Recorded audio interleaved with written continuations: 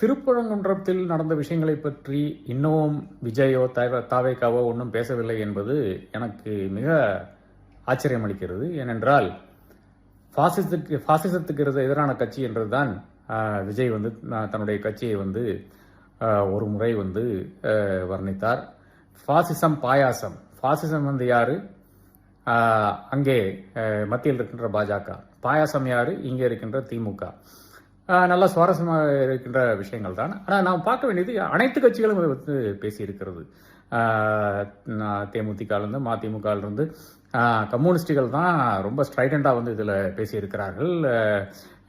விடுதலை சிறுத்தைகள் அஃப்கோர்ஸ் திமுக அரசாங்கத்தில் இருக்கிறது, அதனால் பேசித்தான் ஆக வேண்டும். அதிமுக ஏறத்தாழ பாஜகவினுடைய அதே பாணியில் பேசிக் கொண்டிருக்கிறது. அப்போ இப்படி அனைத்து கட்சிகளும் பேசி ஒரு விஷயத்தில் இன்னும் விஜய், அதாவது அடுத்த முதல்வராகக்கூடிய ஒரு நபர் என்று தன்னைத்தானே தம்பட்டம் அளித்துக் கொண்டிருக்கின்ற ஒரு நபர், அவர் இன்னும் ஏன் பேசவில்லை என்று யாருக்கும் இது ஒரு பிரச்சனையாக தோணவில்லையா என்ற இந்த கேள்வி நான் எழுப்ப விரும்புகிறேன்.